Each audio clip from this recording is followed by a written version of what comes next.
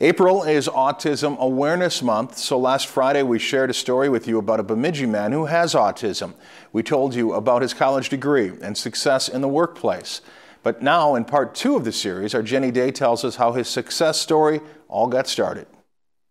Everything was just fine. He weighed over 7 pounds. Bradley Olson was born a healthy baby boy in April 1978. But as he got older, his mom noticed some abnormalities in his development. 16 months, started noticing he had lost the 12 words that he had learned. You'll see young children who are very focused on objects and not so much attuned to other people. So after several trips to the cities and appointments with child specialists, Bradley was diagnosed with autism. I am autistic. I don't know any other way of life, and I'm not willing to accept the cure because that would change my whole lifestyle. In order to reach that diagnosis, several tests were done. They had him go down a slide, and Bradley didn't, at the end of the slide, bend his knees or anything, so he just basically went off, and they slammed a door, and he didn't react to that. Back in the 70s, Carol knew little about autism, but since then has dedicated her life to preparing Bradley for adulthood. He was going to be an adult a lot longer than he was a child, so in the back of my mind, that was always a priority. She did so by focusing on his strengths, computers and music. I enjoy the whole aspect of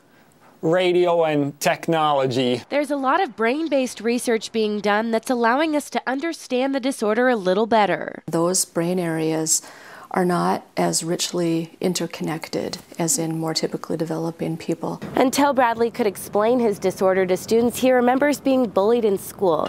His sister would always stand up for him at that time, and it's taught both of them a valuable lesson. Just need to learn to take the time to learn about people. When Bradley was a child, Bemidji didn't have the appropriate services available for his development, so he spent 5 years in foster care, and it was at this time that Bradley's older sister was asking questions. I knew he was my brother.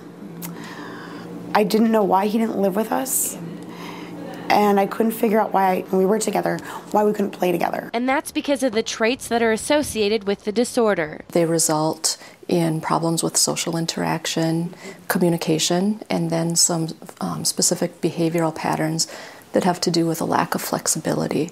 And then there are also some sensory processing and language processing problems. But once Bemidji schools grew, Bradley came home and life changed for Stephanie. I was on the back burner when he was home. They're still oftentimes at a level of development themselves where it's very hard to engage in that level of perspective taking and to really truly understand the challenge that their sibling might have. He took the word heavy differently than we did when doing laundry. And that's perhaps one of Bradley's biggest struggles, word terminology. They were trying to get Bradley to know when to answer questions.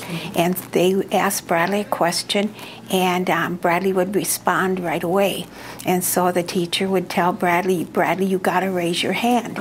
So Bradley would raise his hand and answer right away. So that wasn't getting them any place. But even with the challenges, Bradley wouldn't want his life any other way. Just the way God made me. And his family feels the same way. You love them just like you love any other child, and whatever, and you want what's good for them. He's just got this big heart. Jenny Day, Lakeland News. AutismSpeaks.org and LearnTheSigns.org are great websites that provide information about early identification, treatment, and studies. If you'd like to see the first story that aired, you can go to lptv.org and click on news segments.